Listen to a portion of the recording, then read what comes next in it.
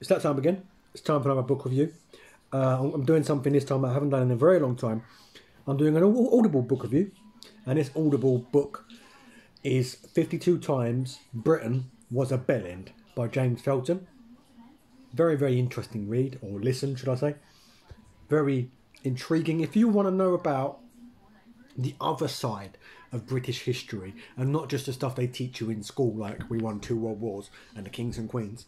If you want to know about the other side, the dark side of British history, the stuff that we've done that we don't really like to talk about, then this is a book for you.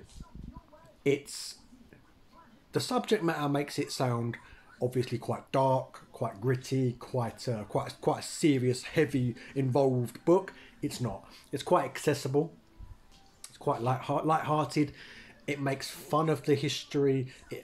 There's jokes in there that are tasteful. They're not crude jokes. They're not like crude or rude or insensitive jokes. It's quite tasteful.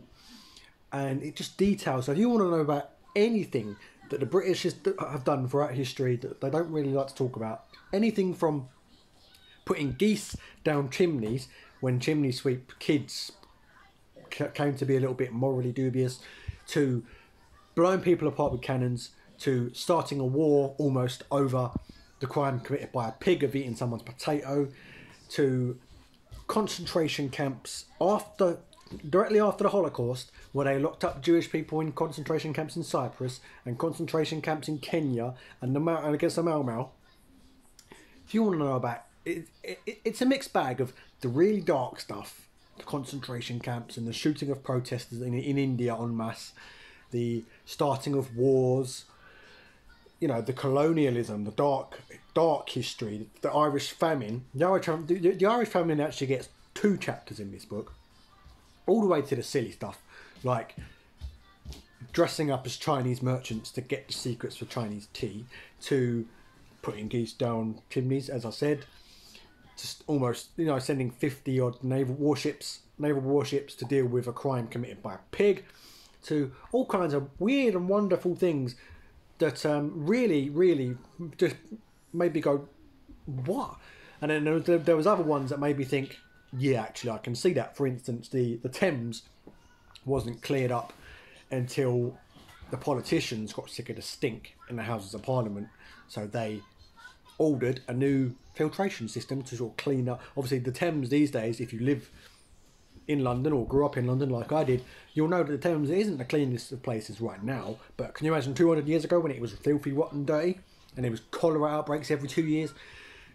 That went on for years and years and years and years and years until the MPs started to smell it, and then they was like, yeah, let's clean it up. That one I can see happening today. That's the sort of thing that I would expect today. So there are those ones, those times where Britain was a bellend that I can sort of go, yeah, I can see that happening. To the weird and wonderful ones like the geese down the chimney and the almost starting a war over a pig. And then there's the dark ones, the ones that you may already know about, you may not, such as detainment of Jews in concentration camps, such as detainment of Mau Mau in concentration camps in Kenya, etc., such as the attempt to poison Native Americans with anthrax-riddled riddled blankets, such as the weaponization of anthrax to be used against German livestock and subsequently poison the German people, as well as killing off their food production. In the Second World War, they actually tested this on sheep and almost caused an anthrax outbreak across Europe. It's very informative, it's very funny, it's a light-hearted read, but it also teaches you something. So go ahead and download it on Audible today.